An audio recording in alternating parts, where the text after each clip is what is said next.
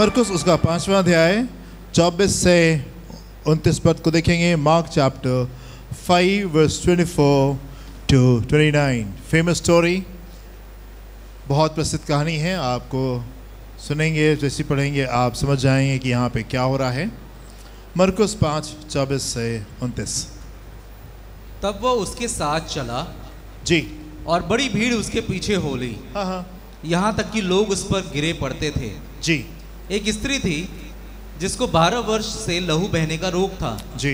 उसने बहुत वैद्यों से बड़ा दुख उठाया और अपना सब माल व्यय करने पर भी उसे कुछ लाभ ना हुआ था जी, परंतु और भी रोगी हो गई थी। हाँ, वो यीशु की चर्चा सुनकर भीड़ में उसके पीछे से आई और उसके वस्त्र को छू लिया, क्योंकि वो कहती थी यदि मैं उसके वस्त्र ही को छू लूंगी तो चंगी हो जाऊंगी। और तुरंत उसका लहू बहना बंद हो गया और उसने अपनी देह में जान लिया कि मैं उस बीमारी से अच्छी हो गई हूँ। जी जी। आगे एक पद और पढ़ दी। यीशु ने तुरंत अपने में जान लिया जी कि मुझ में से सामर्थ निकली है, हाँ, और भीड़ में पीछे फिर कर पूछा जी, मेरा वस्त्र किसने छुआ? मेरा वस्त्र किसने छुआ? द फेमस स्टोरी पढ़ते ही आप समझ गए होंगे कि यहाँ पे क्या हो रहा है। एक स्त्री है, उसको 12 वर्ष से लहू बहने की बीमारी है, बीमार है, दुखी है, निराश है। जो कुछ उसका था सब कुछ खर्च हो चुका है। बहुत सी कोशिशें की जीवन में कि चीज़ें ठीक हो जाएं और चीज़ें ठीक नहीं हुई। सब कुछ व्यय कर चुकी है, सब कुछ कर चुकी है, जो कुछ कर सकती थी वो सब कुछ कर चुकी है, पर वो कहीं से बेहतर नहीं हुई। उसकी चीज़ें और बुरी हो गई एंड जो कुछ उसके पास में था वो सब उसका ख़त्म हो चुका है।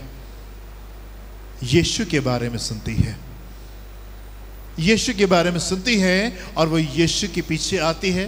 यीशु के पीछे आती एक बड़ी भीड़ यीशु के घेरे में थी और वो उस भीड़ में धीमे धीमे धीमे धीमे करके आगे बढ़ती है एंड यीशु के वस्त्र को छू लेती है और वो उसी समय चंगी हो जाती है, उसी समय चंगी हो जाती। कोई जन इसके पास में नहीं है जो कि इसकी सहायता करे, कोई जन इसके पास में नहीं है जो कि भीड़ में इसके साथ में लगा रहे, नहीं रास्ता को बना दे कि किसी तरीके से यीशु के पास से पहुंच जाए। कोई जन इसके पास में नहीं इसको सपोर्ट करने के लिए, इसको सहारा देने के लिए, इसको बताने के लिए नहीं सब कुछ ठीक हो जाएगा, इसको प्रेम करने के लिए, इसके लिए प्रार्थना करने के लिए। There is nobody there to support her. कोई नहीं है इसके पास में, शी इज ऑल अलोन, ये अकेले हैं।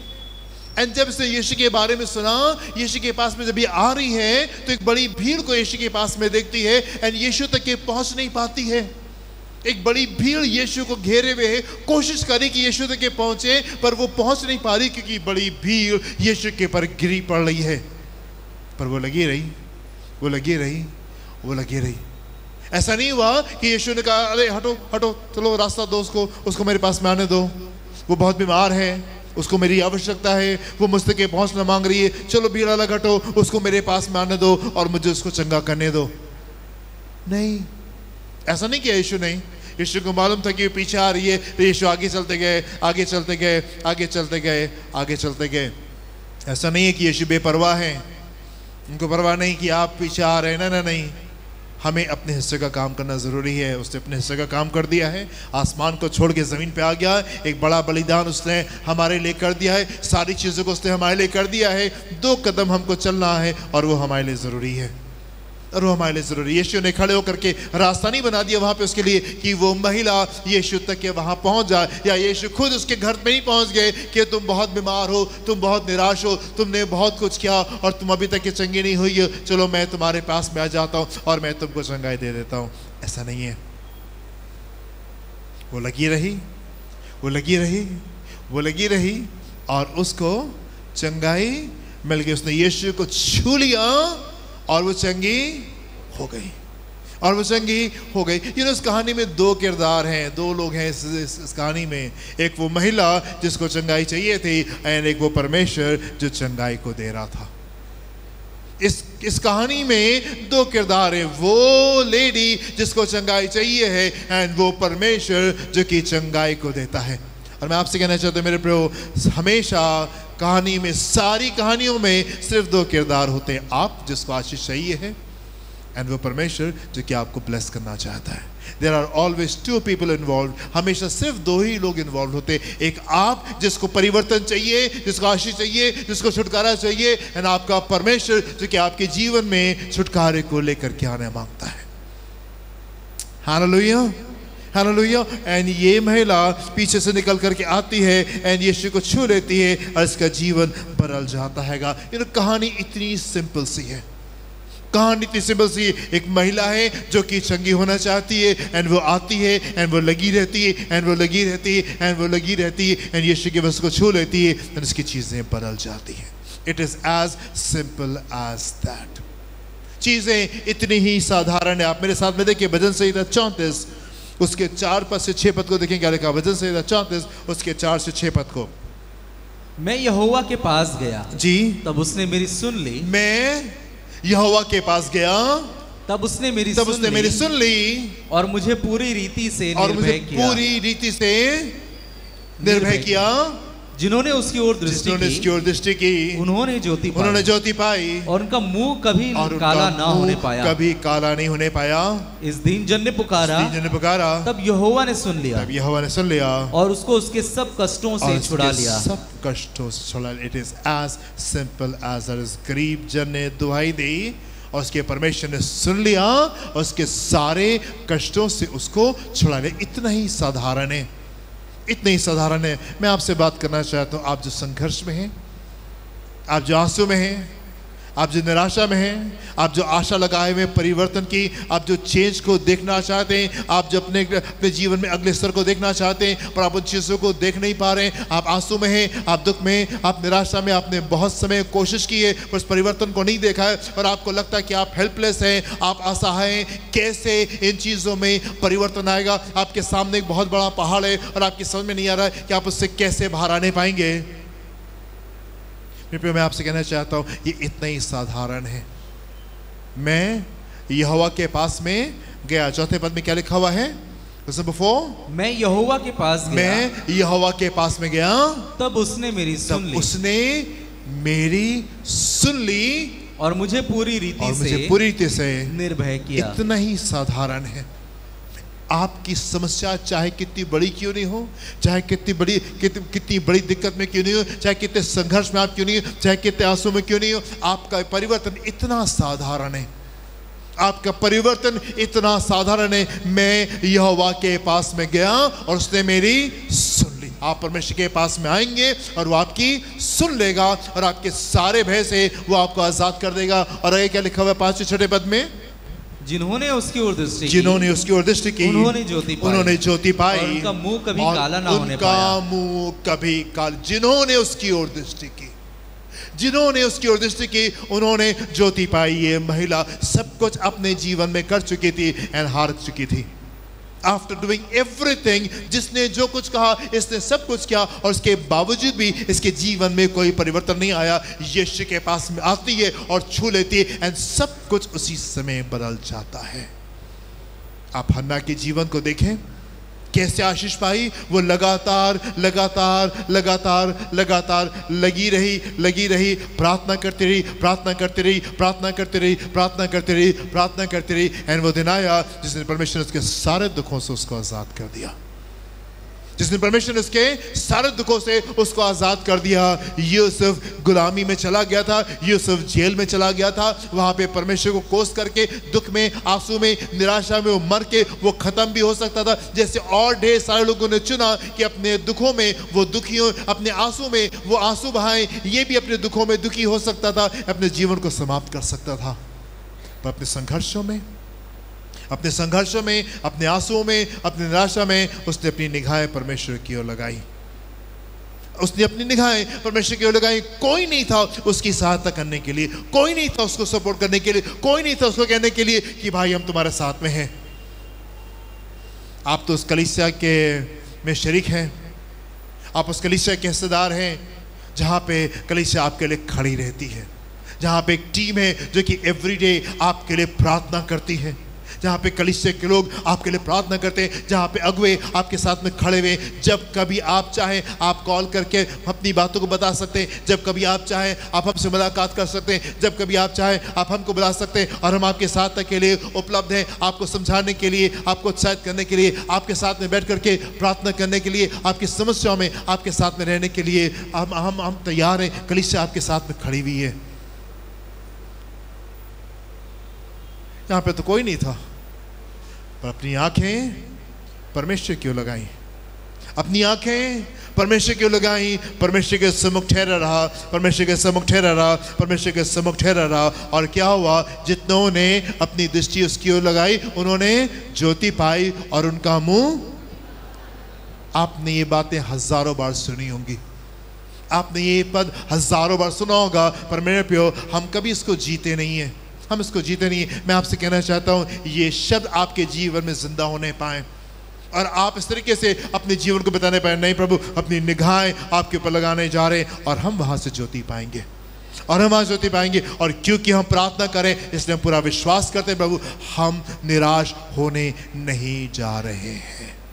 अपनी समस्याओं में, अपने संघर्षों में आप यीशु की ओर देखें। इस गरीब जन ने दुहाई दी, नंबर 6, इस दीन जन ने पुकारा, तब यहोवा ने सुन लिया। यहोवा ने सुन लिया।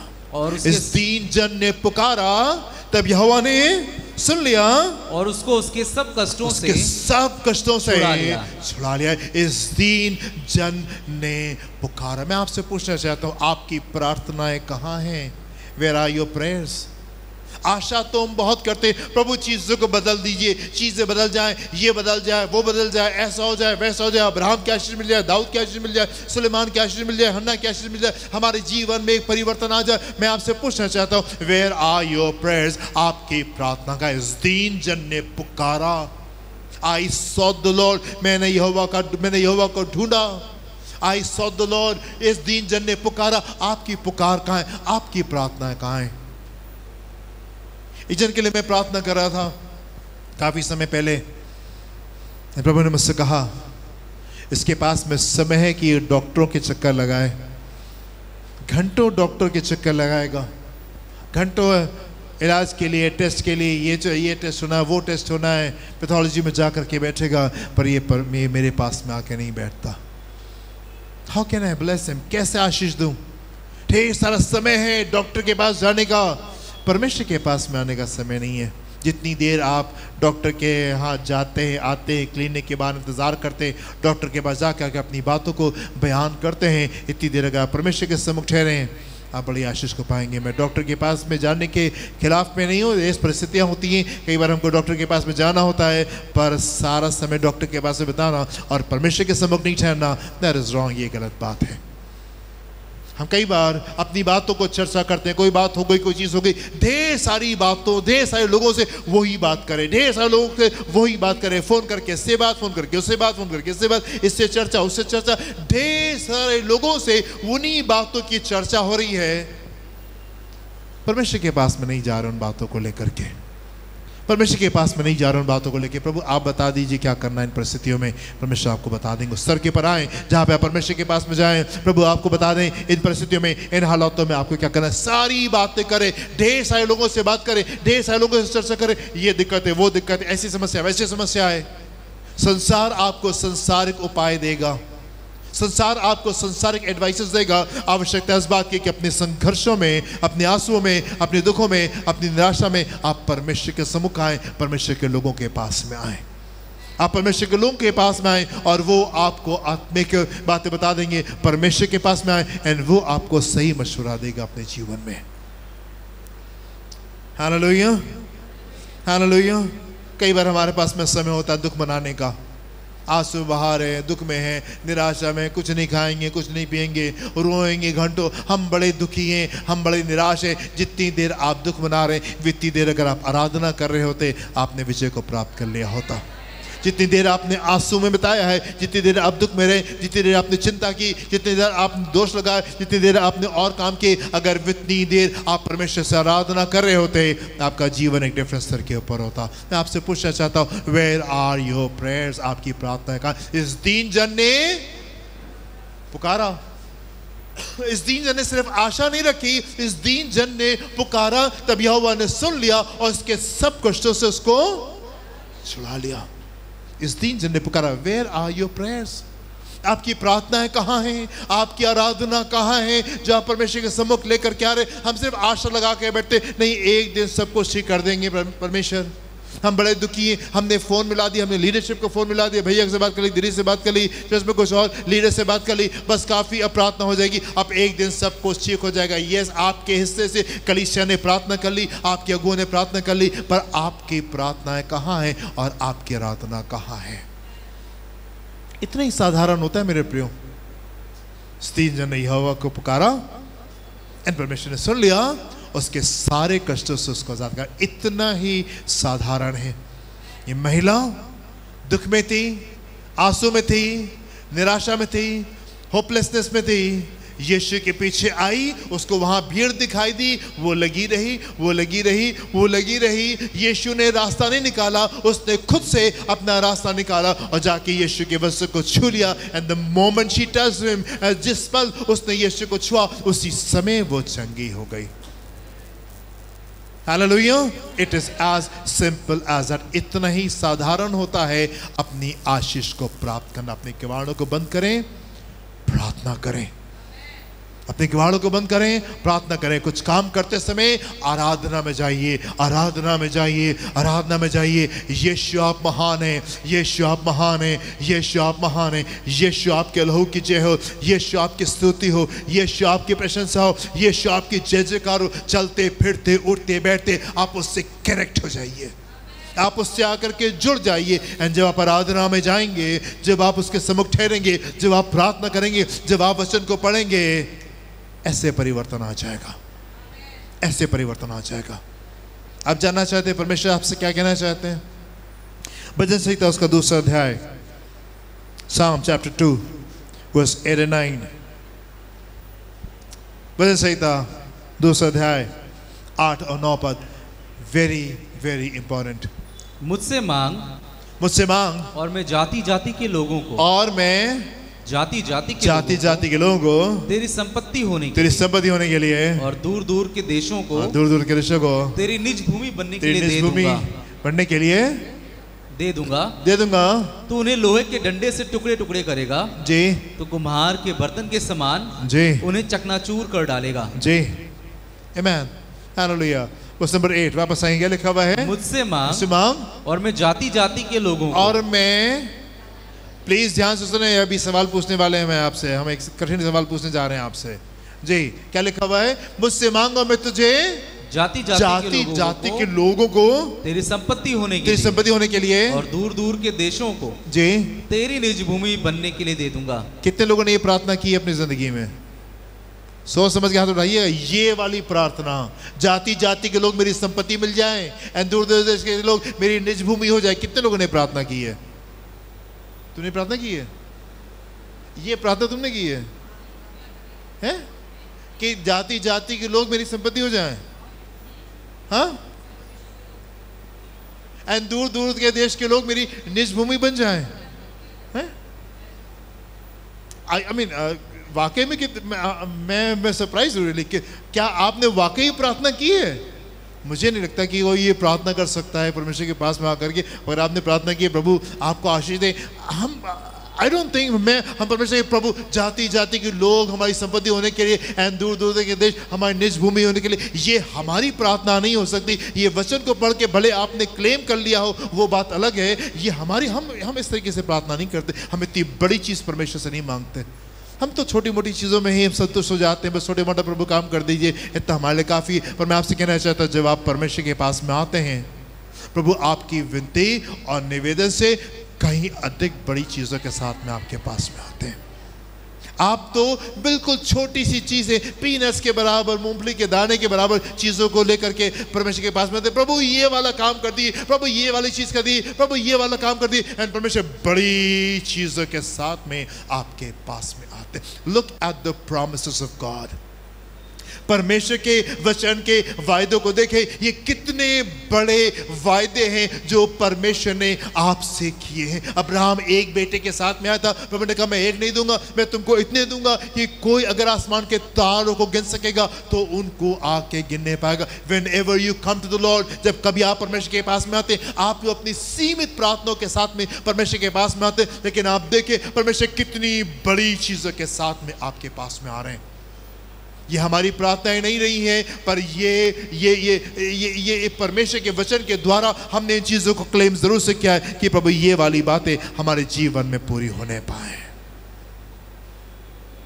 आमीन, हालेलुया। हम तो छोटी बातों के साथ में आते हैं, परमेश्वर बड़ी चीजों के साथ में हमारे पास में आ रहे।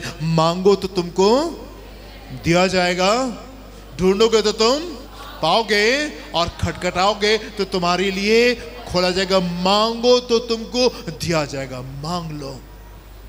और आपके मांगने से कहीं अधिक परमेश्वर आपके जीवन में कार्य करते हैं। क्या दाऊद ने अपने सपनों में कभी सोचा था कि मैं देश का राजा होने पाऊंगा? क्या यूसुफ ने कभी अपने सपनों में सोचा था कि मिस्र देश का अधिकारी वो हो जाएगा? नहीं, कभी वो नहीं सोच सकता था उन बातों को। आपके सपनों में ये एक बातें नहीं आ सकती जिन अनुभव में परमेश्वर आपको ले करके जाना मांगते हैं। मांगो तो तुमको दिया जाएगा। परमेश्वर बड़ी चीजों के साथ में आपके पास में आता है। आप मेरे साथ में एक और पद को देखिए, मरकुस उसका 11वां अध्याय 22 से 25 पद को देखिए क्या लिखा हुआ है। यीशु ने उसको उत्तर दिया, परमेश्वर पर विश्वास रखो। परमेश्वर पर विश्वास रखो। मैं तुमसे सच कहता हूँ, मैं तुमसे सच कहता हूँ कि जो कोई इस पहाड़ से कहे जी तो उखड़ जा जी और समुद्र में जा पड़, और अपने मन में संदेह ना करे जी, वरन प्रतीति करे जी कि जो कहता हूँ वो हो जाएगा जी, तो उसके लिए वही होगा। उसके लिए वही होगा। इसलिए मैं तुमसे कहता हूँ, जो कुछ तुम प्रार्थना करके मांगो, कुछ तुम प्रार्थना करके मांगो तो प्रतीति कर लो, तुम प्रतीति कर लो कि तुम्हें मिल गया, कि तुम्हें मिल गया, और तुम्हारे लिए हो जाएगा। तुम्हारे लिए हो जाएगा, वो तुम्हारे लिए हो जाएगा। जो कुछ तुम प्रार्थना में मांग लोगे, प्रतीति करोगे, विश्वास करोगे, यस मुझे मिल गया है, उन चीजों को तुम अपनी जिंदगी में प्राप्त कर लोगे। आमीन। आगे बढ़े क्या लिखा हुआ है? और जब कभी तुम खड़े हुए प्रार्थना करते हो जी, तो यदि तुम्हारे मन में किसी के प्रति कुछ विरोध हो जी, तो क्षमा करो, तो क्षमा करो, इसलिए कि तुम्हारा स्वर्गीय पिता भी जी तुम्हारे अपराध क्षमा करे। अपराध क्षमा करे। वापस आएंगे 22 पद से, फिर से देखें क्या लिखा हुआ है यहाँ पे। यीशु ने उसको उत्तर दिया, परमेश्वर पर विश्वास रखो। परमेश्वर पर विश्वास करो, परमेश्वर पर। डू नॉट पैनिक, आप परेशान ना हो, चाहे कहीं पे क्यों नहीं हो, चाहे कितने गहरे गड्ढे में क्यों नहीं हो, चाहे कितनी बड़ी समस्या में क्यों नहीं हो, पैनिक मत करें, परेशान मत होए, परमेश्वर पर विश्वास करें। चाहे आप अपनी गलती से वहां पहुंच गए या किसी ने आपको वहां पे पहुंचा दिया, have faith in the Lord. परमेश्वर के ऊपर आप विश्वास करें, परमेश्वर के ऊपर आप विश्वास करें। आगे क्या लिखा हुआ है? मैं तुमसे सच कहता हूँ कि जो कोई इस पहाड़ से कहे, यदि कोई इस पहाड़ से कहे तो उखड़ जा और समुद्र में जा पड़, और अपने मन में संदेह ना करे, वरन प्रतीति करे, जो कहता हूँ वो हो जाएगा, तो उसके लिए वही होगा। उसके लिए वो हो जाएगा। पिछले संडे हमने जबरदस्त शिक्षा को लिया था, कैसे हमको आज्ञा देनी है, कैसे हमको अधिकार में खड़े होकर के चीजों को बोलना है, और जब हम चीजों को बोलेंगे हम चीजों को अपने बीच में अनुभव कर लेंगे। इतना ही साधारण है मेरे प्रियो। मांगो तो तुमको दिया जाएगा, ढूंढोगे तो तुम पाओगे, और खटखटाओगे तो तुम्हारे लिए खोल दिया जाएगा। मैं आपसे पूछना चाहता हूँ, वेयर आर योर प्रेयर्स? आपकी प्रार्थना का इस दीन जन ने परमेश्वर को पुकारा और उसने उसके सारे दुखों से उसको आजाद कर दिया। Where are your prayers? आपकी प्रार्थनाएं कहाँ हैं? कलीसिया के साथ में आज जो बड़ी दिक्कत है, और वो ये है कि हम आशा में तो बहुत है कि एक दिन प्रभु सारी चीजों को हमारे जीवन में ठीक कर देंगे, पर हम प्रार्थना नहीं कर रहे हैं परमेश्वर के सामने, हम ठहरे नहीं है उसके सामने। इस साल को जो हमने शुरू किया था, एक की वर्स के साथ में शुरू किया था, एक मेन पद के साथ में शुरू किया था।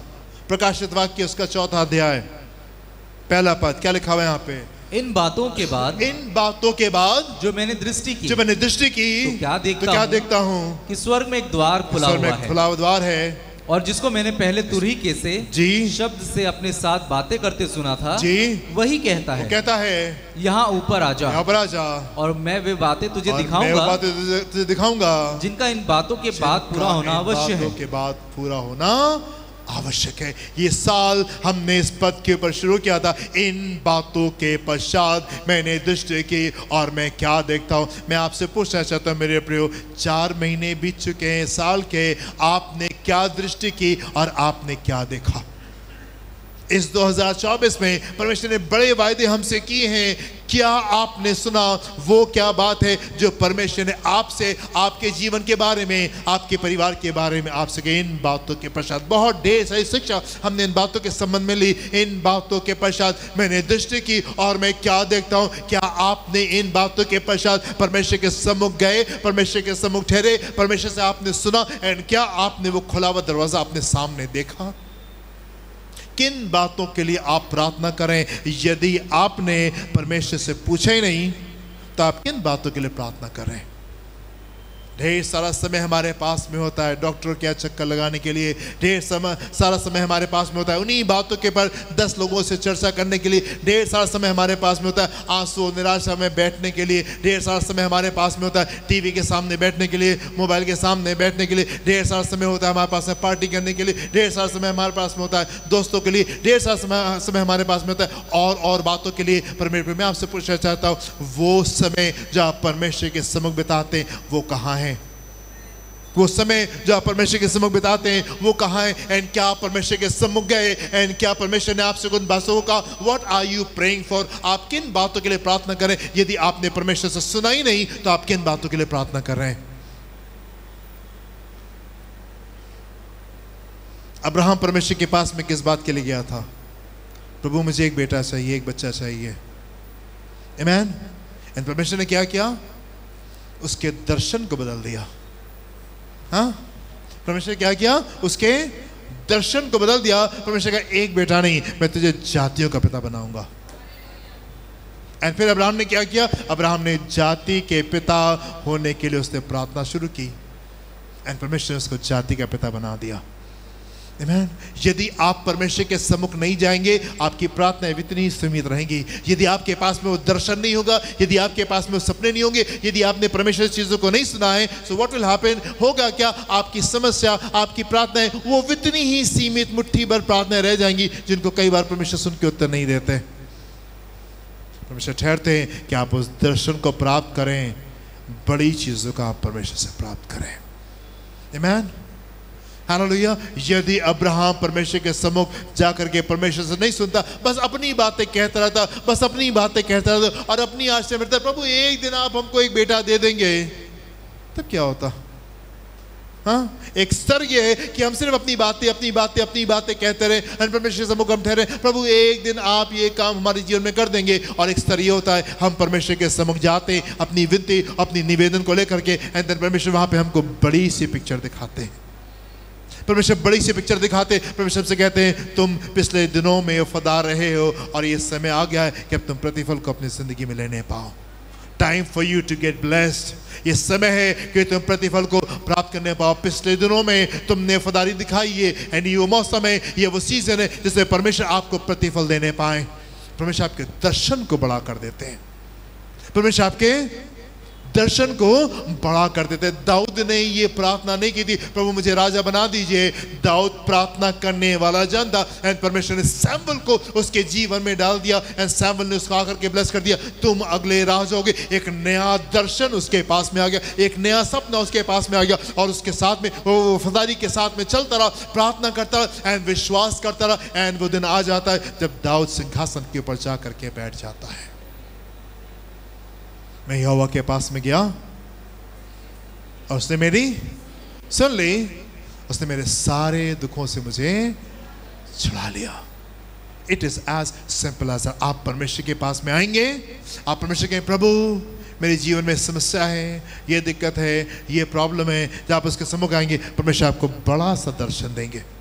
सिर्फ इतना नहीं देंगे, जितनी चीज़ों के साथ में आप परमेश्वर के पास में आए, He will give you a larger picture, एक बड़ी पिक्चर को वो आपको देगा। जब आप उस पिक्चर को देखेंगे, आप विश्वास करेंगे, तब वो बातें आपके जीवन में पूरी होने पाएंगी।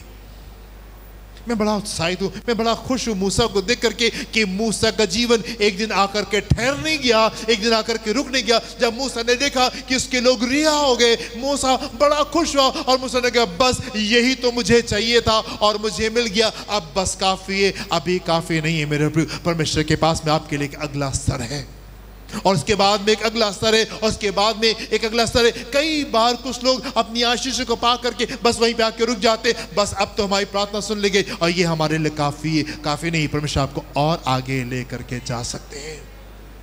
उसके जिंदगी का उद्देश्य ये था कैसे मैं अपने लोगों को छुड़ा लूं, क्योंकि ये अपने में बहुत बड़ा काम था। चलते फिरते उठते बैठते बस वो यही मनन करता था और यही प्रार्थना करता था, प्रभु मेरे लोग, प्रभु मेरे लोग, प्रभु मेरे लोग। एंड वो दिन आता है जिस दिन परमेश्वर की सारी प्रार्थना को सुन के उत्तर दे देते, इसके लोग रिहा हो गए, पर उसका जीवन वहां पे आकर के ठहर नहीं गया। उसका जीवन वहां पे आके ठहर नहीं गया। परमेश्वर उसको आगे की ओर लेके गए, उसके द्वारा मंदिर स्थापित होने पाया, उसके द्वारा व्यवस्था निकल करके आने पाए, एक बड़े ऊंचे स्तर के पर वो वहां से आगे जाने पाता है। परमेश्वर उससे रूबरू, उससे बातचीत करते थे। जब वो परमेश्वर की उपस्थिति से लौटता था तो उसके चेहरे से किरणें निकलती थी। लोगों ने कहा मूसा अपने मुंह को ढक ले, हम उसको देख नहीं पाते। जब वो लोगों से बात करता था अपने मुंह को ढक करके बात करता था, जब परमेश्वर की उपस्थिति में जाता था तो उस कपड़े को हटा करके परमेश्वर की उपस्थिति में जाता था। व्हाट ब्यूटीफुल थिंग, कितनी खूबसूरत ये बात है। मैं आपसे पूछना चाहता हूं, आपकी प्रार्थनाएं कहां हैं? आशा तो हम बहुत करते हैं, प्रभु ये बदल जाए, ये बदल जाए, ये बदल जाए। Where are your prayers? आपकी प्रार्थनाएं कहां हैं? परमेश्वर के वचन में जाएं और आप देखें एलिया की प्रार्थना को। आपसे कहता है जाओ, भारी बारिश की वर्षा सुनाई दे रही है, और ऊपर पर्वत के ऊपर जा करके वो प्रार्थना करता है अपने सेवक के साथ में। एंड वो तब तक के प्रार्थना करता रहा जब तक कि उसको चिन्ह दिखाई नहीं देगा, जब तक कि उसको बादल दिखाई नहीं देगा। 7 बार, मतलब तब तक के वो प्रार्थना करता रहा जब तक कि उसने विजय को प्राप्त नहीं कर लिया। जब उसने विजय को प्राप्त कर लिया तब वहां से उठ करके भागता, एंड भारी वर्षा वहां पे होने पाती है। यदि कल आपका एग्जाम हो, आज कितनी देर पढ़ाई करेंगे? यदि कल आपका इंटरव्यू हो, आज कितनी देर पढ़ाई करेंगे? यदि कल आपकी एक बहुत आवश्यक बिजनेस मीटिंग हो, आज कितनी देर आप उसकी तैयारी करेंगे? या कभी कल शादी में जाना हो, आप आज कितनी देर तैयारी करेंगे? परमेश्वर के पास जाने के लिए आपके पास में कितना समय होता है? मनन कर रहे थे हम लोग इस बात के ऊपर कि इसाक खेतों में चला गया और खेत में जाके मनन कर रहा था। जब खेत में जा करके मनन कर रहा था, ये उसकी आदत थी कि खेत में जा करके मनन करता था। जब खेत में जाके मनन कर रहा था, एक दिन देखता है ऊंट उसके पास में चले आ रहे हैं। ऊंट उसके पास में चले आ रहे हैं, एंड ऊंट उसके लिए रिबका को लेके आए, एक अलग स्तर को लेके आए, खुशी को लेके आए, आनंद को लेके आए, एक डिफरेंट लेवल को उसकी जिंदगी में लेके आए। Where are your prayers? आपकी प्रार्थनाएं कहाँ हैं? नहम्याह की प्रार्थना हमको मालूम है, याकूब की प्रार्थना हमको मालूम है। सब कुछ को छोड़ करके, सब कुछ को आगे भेज करके अकेले पूरी रात वहां पे परमेश्वर के सम्मुख ठहरा रहा। एंड रात में एक स्वर्गदूत आता है जिसके साथ में उसकी कुश्ती होती है। When was the last time कि आपने 2 घंटे, पिछली बार कब ऐसा हुआ था कि आप 2 घंटे, 3 घंटे, 4 घंटे, 6 घंटे परमेश्वर के सम्मुख ठहरे? प्रभु हम आपके सामने ठहरे हैं। परिवर्तन हम सब चाहते हैं, आशीष हम सब चाहते हैं। Where are your prayers? आपकी प्रार्थना का है। इस गरीब जन ने दुहाई दी और परमेश्वर ने उसकी सुन ली। इस गरीब जन ने दुहाई दी, परमेश्वर ने उसकी सुन ली। एस्तर ने कैसे प्रार्थना की? एस्तर ने मर्दकी से कहा कि अपने लोगों से कहो जितने लोग इकट्ठा कर सको इकट्ठा करो, मैं और मेरी दासियां हम लोग 3 दिन और 3 रात कुछ नहीं खाएंगे, कुछ नहीं पिएंगे, प्रार्थना में परमेश्वर के सम्मुख ठहरेंगे, एंड फिर राजा के पास में जाएंगे। राजा के पास जाने से पहले हम 3 दिन उपवास प्रार्थना में परमेश्वर के सम्मुख ठहरेंगे। क्या आप कभी परमेश्वर के सम्मुख ठहरे? एक दिन आपने कहा आज हम कुछ नहीं करेंगे, आज हम कुछ नहीं करेंगे, आज हम सिर्फ परमेश्वर के सामने ठहरने जा रहे हैं, आज हम सिर्फ परमेश्वर के सामने ठहरने जा रहे हैं। Where are your prayers? आपकी प्रार्थना का इस गरीब जन ने दुहाई दी, परमेश्वर ने उसको सुन ली, उसके सारे दुखों से उसको आजाद कर दिया। मैं आपसे कहना चाहता हूँ, हम बहुत ही आवश्यक मौसम में 2024 ये सिद्धता का साल है। God is perfecting everything. सारी चीजों को वो सिद्ध कर रहा है, सारी चीजों को वो कंप्लीट कर रहा है। क्या आप सहयोग दे रहे हैं अपने छुटकारे में? क्या आप परमेश्वर के सम्मुख ठहरे एंड क्या आप सुन करके विश्वास को बोल रहे हैं एंड क्या आप विश्वास कर रहे हैं? परमेश्वर तो सारी चीजों को बदलने जा रहे हैं, पर क्या आपने जा करके उससे सुना? क्या आपने अपने दर्शन को प्राप्त किया? प्रभु इस साल आप मेरे जीवन में क्या करेंगे, मेरे परिवार में क्या करेंगे? एंड क्या आप उन बातों के लिए विश्वास करें एंड क्या आप उन बातों का अंगीकार कर रहे हैं? Ask of me, मुझसे मांग और मैं तुझे जातियों को तुम्हारे संपत्ति होने के लिए तुम्हें दे दूंगा। भजन संहिता 2 अध्याय 8वां पद, वन मोर टाइम। आप जब उसके पास में आते हैं, सीमित चीजों के साथ में आते हैं, परमेश्वर बड़ी बातों के साथ में आपके पास में आ रहे हैं। बड़ी बातों के साथ में मुझसे मांग और मैं जाति के लोगों को तेरी संपत्ति होने के लिए और दूर दूर देशों को तेरी निज भूमि बनने के लिए मैं तुझे दे दूंगा। God has big plans for you। अगर अब्राहम परमेश्वर जाके नहीं सुनता तो वो सिर्फ एक बेटे के लिए प्रार्थना करता था, पर जब वो परमेश्वर के सम्मुख गया, परमेश्वर ने बड़े दर्शन को दिया एंड बड़े दर्शन को जब उसने स्वीकार किया, उसने कन्फेस किया, उसने अंगीकार किया, उसने घोषणा की, उसने इस बड़े योजना को अपनी जिंदगी में प्राप्त किया। दुनिया में सबसे आसान काम परमेश्वर से आशीष प्राप्त करना है। सबसे आसान चीज परमेश्वर से आशीष प्राप्त करना है। हो सकता है आपको चाय बनानी नहीं आती हो सकता है कि आपको गोल रोटी बनानी नहीं आती हो, पर परमेश्वर से आशीष प्राप्त करना उससे भी आसान चीज है, उससे भी आसान चीज। अपने किवाड़ को बंद करें कि प्रभु आप महान हैं, मेरे पापों को क्षमा करें, मुझ पर दया करें। चलते फिरते उठते बैठते यदि आप परिवर्तन को चाहते अपनी जिंदगी में, कुछ नहीं आता, कुछ नहीं मालूम है, प्रभु मेरे पापों को क्षमा करें, मुझ पर दया करें, दिल की गहराई से आप उसको पुकारना शुरू करें, आप परिवर्तन को प्राप्त कर लेंगे। अगर कुछ नहीं आता है, परिवर्तन को जिंदगी में चाहते, क्या करें? अपने किवाड़ को बंद करें, प्रार्थना करें, प्रभु मेरे पापों को क्षमा करें, मुझ पर दया करें।